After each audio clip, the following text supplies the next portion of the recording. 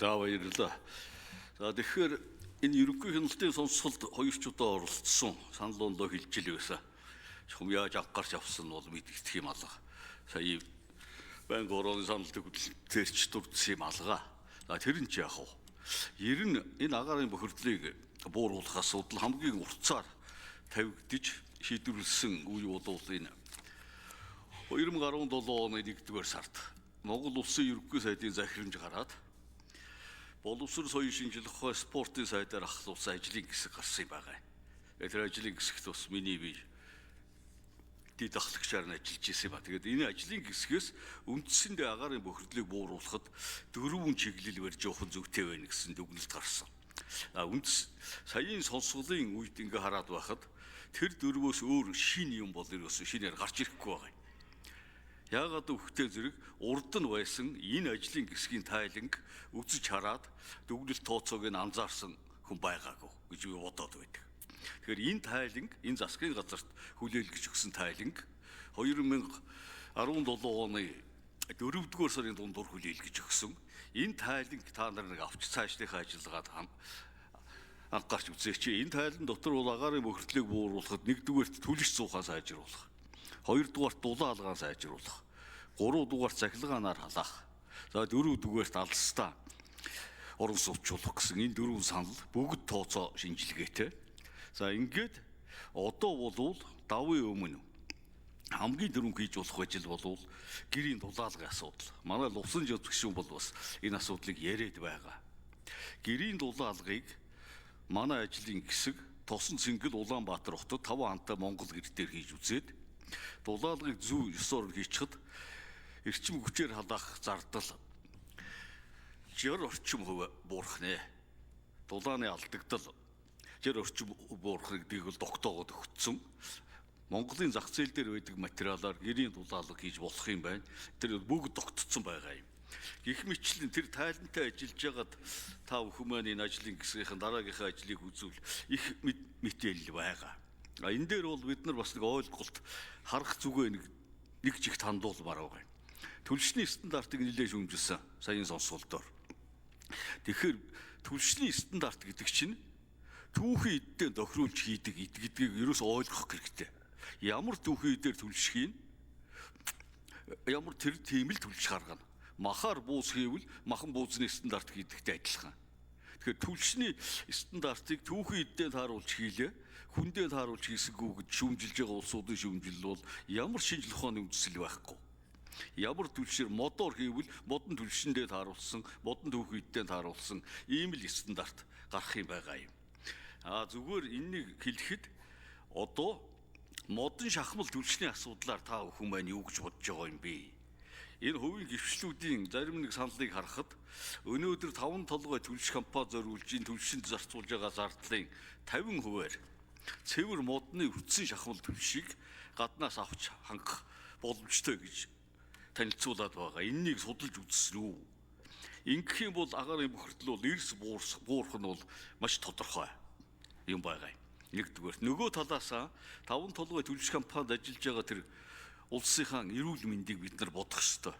Тийм нөхцөлд хэдэн жил ажиллаад силикозтой болно угаасаа ажиллах гэсэд. Тэгээ дараа нь тэднийг эмчлэх зардал гээл дахиад цаашаа яваад өгнө. Тэгэхээр түлш солих талдаар та бүхэн байна. Ямар бодолтой байна уу гэдэг нэг юм байна. За хариулъя. Хотон туяа сайд. За иргэдэл гишүүний асуултанд хариулъя. Тэгэхээр энэ утааны сонсголын дараа манай агаарын бохирдлын үндэсний хороо бол нэлээд л ачаалттай ажилласан. За яагаад тэгэхээр маш олон иргэд ирээд би одоо ийм зуух, ийм юм зохион бүтээсэ, нэг үзээчээ гэд. За эрдэмтдийн зөвлөл байгуулад эрдэмтдийн зөвлөл дээр энэ бүх асуудлыг бүгдийг нэг бүрчлэн сонссон. За тэгээ зарим нь бол шаардлага хангаагүй. Үнэхээр одоо энэ бол одоо шинжлэх ухааны үндэслэл юм байна гэж үзсэн зүйл бий. Зарим нь бол энэ бол хэрэгжилж болох юм байна. Одоо тэнд бол янз бүрийн цахилгаан халаагуурууд байна, хий халаагуур, одоо агаарын памп энэ төр янз бүр. За таны асуусан тэр модон шахмал түлшин дээр бол бид Оросын холбооны улсад үйлдвэрлэсэн ийм модон шахмал түлш өөрсдөө эрхүүд улаан одоо хэрэгэлдэм байна. Энийг авчираад бид нар олон дахин туршилт хийж үзсэн. Харамсалтай нь энэ түлшний угаар нь их өндөр гарсан. Стандарт зөвшөөрөгдөх хэмжээс маш өндөр гарсан. Тэгээд энийг бол төрдөө одоо энэ асуудлыг бол хаасан байгаа. Ягаад тэгэхээр ерөн зүгээр бид нар ч гэсэн бас ингээд нэг шашлыг энэ хийж их нэглэг их утаа их гардаг ш. Тэрэн шиг мэдээж экологи талаас хүний биед одоо хор багтай байгаа. Гэхдээ хэмжилтээр маш олон удаа хэмжсэн. Олон улсын лаборатори тэмцсэн, манай энэ тэмцсэн, хятад авч тэгэхээр угаар нь их өндөр гараад байгаа учраас тэр асуудлыг бол одоо тэгээд орхисон байж байгаа. За дулаалга дээр бол сая талбай дээр олон яамд үндэсний хороо хамтраад үзэсгэлэн гаргасан. За энд бол иргэд бол дулаалахад бэлэн байна. Аж ахуйн нэгжүүд дулаалах материал бол хангалттай байна. Өөрсдөө хийж гэн, оруулж ирж гэн. Гагцгүй юун дээр бүгд гацж гэн гэхээр ногоон хөнгөлтэй зээл дээр л бүгд гацж гэн. Гэхдээ энэ дээр та нар ногоон хөнгөлтэй зээл өгөлтөө гэхээр банкуудынх нь ногоон зээл гэж байгаа нь хүү асар өндөр. Тэгэхээр бид энэ улсын их хурлаар ерөн засгийн газраар энэ хөнгөлтэй ногоон зээлийн асуудлыг шийдэх юм бол зүгээр энийг бол иргэд ч аж ахуйн нэгжүүд өөрсдөө хийж ийм боломж байгаа. За цахилгаан халаагуур бол ер нь манад бол маш тохиромжтой. Ягаад тэгэхээр ерөөсөө дэлхийн улс орнууд салсан хоёр арга л байгаа шүү дээ. Газ, цахилгаан. За тэгэхээр газ бол бас өөрөө их зарим үед эрсдэлтэй, аюултай. Тийм учраас манад бол цахилгаан халаагуурууд бол хамгийн тохиромжтой. Тийм учраас бүсчлэр нь бол ер нь ангилсан.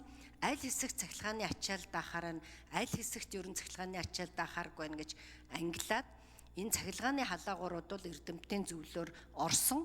Олон улсад угаасаа хүлээн зөвшөөрөгдсөн юмнуудыг бол стандартын дэмжээд ингээд явж байгаа.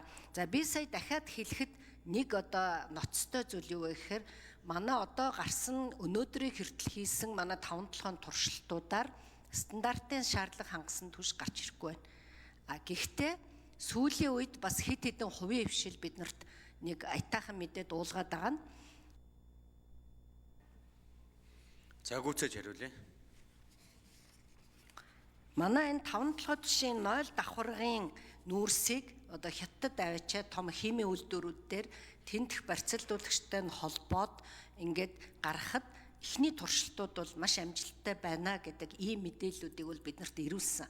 Гэхдээ энэ бол хараахан одоо яг бид нар дахиад өөрсдөө стандарт ягаад манай эрдэмтдийн зөвлөлөөр ороогүй байгаа. Тэгэхээр бид бол бас нэг болгоомжлол нь ингэсээр байгаад халаа нөгөө хүүтний үйлрэл эхэлчих вэ гэж байгаа учраас Нямбатар дарга ямар шаардлага тавьж байгаа гэхээр шаардлага хангасан тодорхой хэмжээний импортын түвш одоо оруулж ирэхэд бид нар бас бэлэн байя гэдэг ийм зүйл байгаа. Тэгээд би түрүү хэлсэн зөвхөн төр гэдэг ахаар болохгүй учраас хувийн хвшлийг нээлттэй болгож өгөөд энэ дээр идэвхтэй одоо оролцуулж одоо тэр тендерт нь хувийн хвшил чөлөөтэй орох ийм боломжуудыг нь бол нээж өгөө гэсэн ийм зүйлүүд бол байна. За нэмж хариулъя. Хотоос. Рэгдэл гишүүний асуултанд нэмэлт хариулт өгье. За дулаалгын асуудал нийслэлээр бол нийтдээ гэр дураалга, байшин дулаалга гэж бол хоёр хуваагаад бол ажлын хэсэг гараад явсан байгаа. Нийслэлийн засаг даргын Адроп 482 дугаар захирамжаар бол бид нэр 5435 хорооны 474 хорооны албаагчдыг бол дайчлаад 4 сарын 23-наас 5 сарын 9-ний хооронд бол энэ гэр дулаалга, байшин дулаалгынхаа бүх тоог эцслээд дээрэс нь бол байшин дулаалгынхаа бол хэмжилтийг бол хийж дуусгасан. За үүн дээрээс ингээд харахад бол гэр дулаалга дээр бол бид нэр нийтдээ 4 ханта 1531 гэрээг бол бид нар дулаалах төлөвлөгөөтэй байна. За 5 ханта 13395, 6 ханта 849, за тэгээд 8 ханта бол 223 гэрээг бол бид нар энэ ногоон бүсдээр бол энэ жил дулаалахаар төлөвлөж байна. За дулаалга дотроо давхар дулаалгахтаа 7285 айлыг бол бид нар давхар дулаалгах бол шаардлага байна. За дан дулаалгахтаа Загүйцээж хариулъя. дан дулаалгах 8138 айлыг бол ингээд дан дулаалаад за ингэснээр бол ингээ 51080 айлынхаа гэр хорооллын гэрийн дулаалгыг бол ингээ шийд явж байгаа. За байшинд бол бид нэр бол тоосхон, за мод, хөнгөн бетон, шавар болон бусад гэдгээр нь бол судалгаа гараад тэдний дулаалга нь бол яг баригдсан материалаар нь ялгаж энэ дулаалгын материалуудыг бол сонгон шалгаруулалтаа бол зарлагдана. За нийтдээ бол 22667 байшинг бол энэ жил бид нар дулаалахаар бол төлөж байна.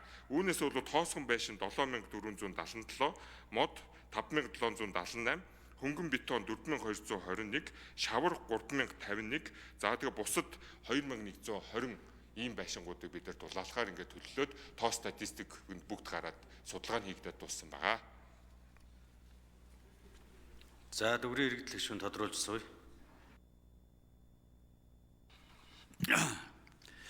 За тодорхой хариулт өгч байгаа явдалд баяртай байна. Гэхдээ зэрэг энэ гэрийн дулаалга дээр ерөөсө гэрийн дулаан хаагуур алдж яах гэдгийг маш сайн тооцож шийхгүй болвол бүрээсийн солиод сайхан болчихгүй.